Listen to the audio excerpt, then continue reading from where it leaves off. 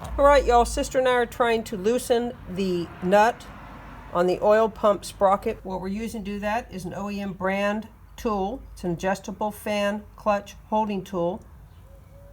The model on that is 27270. And that's what it looks like. That's a loaner tool from AutoZone. It does not come with the bolts you need to set the tool up. We're using these bolts, 1.5 inches, and they're 3/16 in diameter. We put a washer on either side of this tool and tighten them down. The way we have it set up is the handles right there, wedged in between the rack and pinion on top, the rack and pinion link or arm, and on the bottom it's the sway bar. We have 2 pieces of wood wedged there up against the tool and the rack and pinion arm to take up the slack. The tool then goes right up there to the oil pump sprocket. That's how tight that tool is up against that oil pump sprocket. And that's the view from above.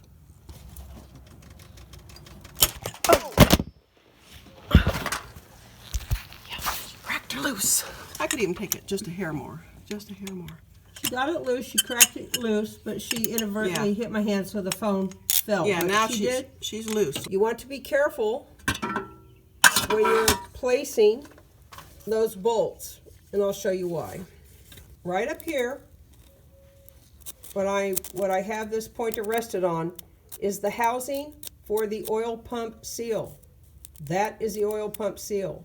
You do not want to use any bolts that touch that oil pump seal or run into that oil pump housing.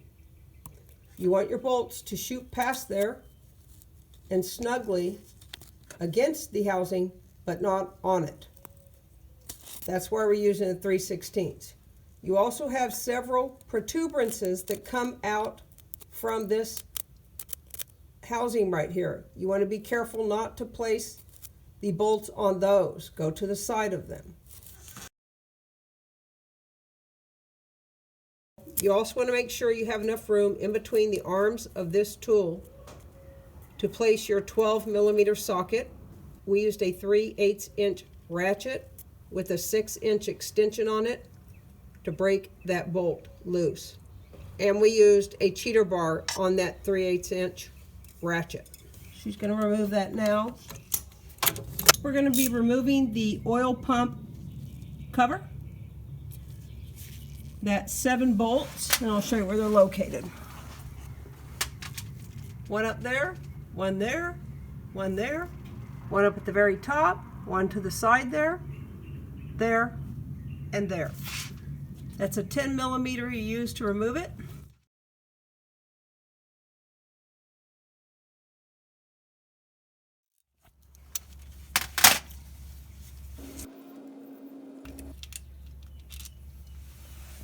So we have a little piece of cardboard right down here that we've put holes in so that we orient the bolts correctly as we're taking them off, so when we put them back on, they go back where they're supposed to.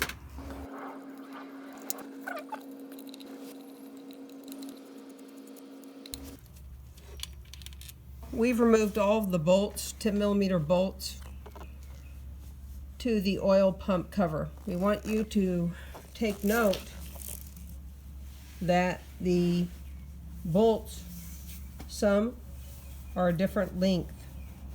So make sure that you know where each goes, where it came out of, and where each of them goes back in.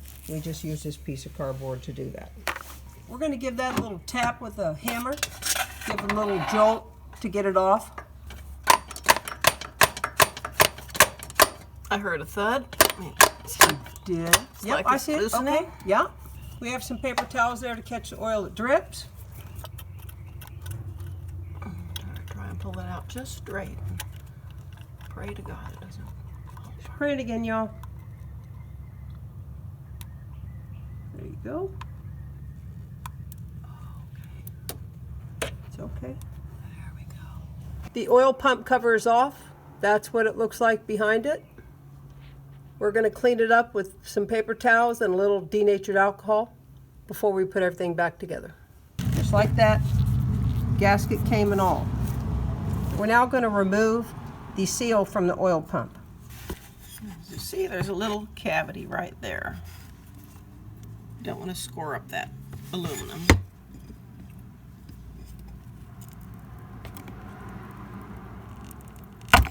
There you go. Isn't that great? And that's what she looks like, y'all.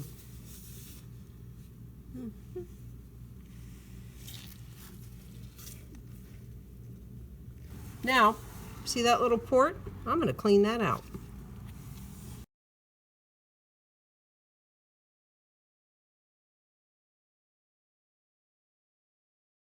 All right, y'all, we cleaned it out, the area, front and back. Here's our new seal. It's an Ashino seal, stone Ashino. I got this in a kit because I'm replacing the timing belt on my car, all the seals. So this just came in the kit. We like this brand, Stone Ashino. If y'all wonder what the part number is, it's 052-3691. Now we're going to put the big bird in. Y'all, we don't put any lubricant on the outside of the seals. Crankshaft, camshaft, CV axle, oil pump, because a Toyota mechanic told us they don't do it. They only put a little bit of grease on the inside of a seal, and this is the type they use. So this is Toyota pink grease. Right there. Good stuff to have if you have a Toyota. So you put it right on the inside. Right there, y'all. And we're going to do that once we put it in. We'll show you how we do it. We've just put the seal in the housing here, just like that.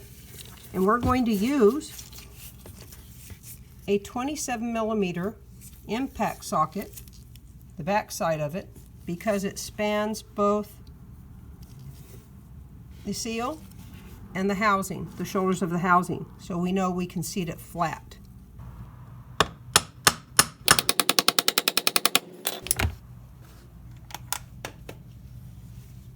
We're just checking it to see if it's properly seated and flush. It actually looks really good.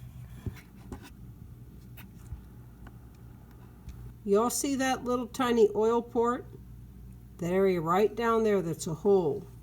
You see daylight through. You don't want to obstruct that oil port. It's right in the center of what you're viewing. I'm going to try to cover that up for you. See, I covered it up. You can't see it. Now watch. I'm going to cover that up. You can't see it. Now I'm going to take my finger away. You don't want to obstruct that oil port. That'd be bad news bears. So don't obstruct that little thing down there. That's why if you push a seal in too far, it'll seat right there and obstruct that. Then you'll have problems. All right, y'all, sister's getting a little bit of that pink grease, Toyota pink grease, on a little tool we have. She's going to put that on the inside right there.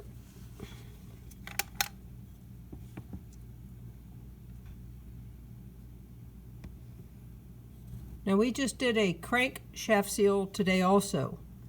We did it with a Toyota seal, and it came pre-lubed like this. They put quite a bit of that pink grease in there. That's how much pink Toyota grease we put in. We put that in because the shaft is going to go in here soon. Take off that mark. I might have. No, there it is. I marked it prior to putting it in. You all probably can't see it. Two dark marks right there. So we know where to line it up. Needs to come through. Boom. There you go. I put two marks. See that one blue mark? There's one right there also down on the housing, so I could line them up exactly as we took them out. There you go. All right, y'all, we're going to put the oil pump sprocket back on. And we want to show you it only goes in one direction. It goes on one way right there, that flat shoulder. You see that? There you go. There you go. Now we're going to put the nut on. Y'all, we put a little pink Toyota grease in the grooves where that gasket goes. The tackiness of the grease will hold it in.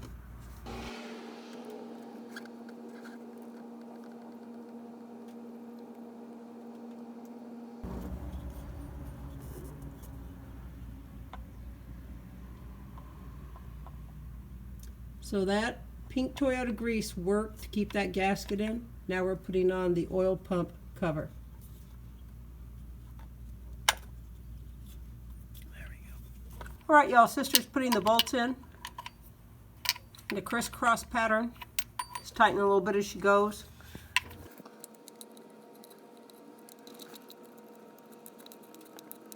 All right, y'all, we're going to tighten the bolts now on that oil pump. The torque specs on the oil pump bolts is 82 inch-pounds. You want to tighten them in a crisscross fashion. Once you get them snug down, then you start torquing them. It'll be coming off on 82 inch-pounds. Right there.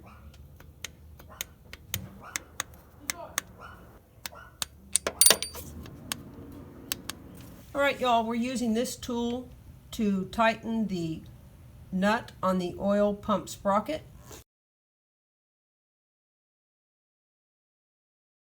Here's how we have this tool set up. We have a zip tie here and a zip tie right there. See that?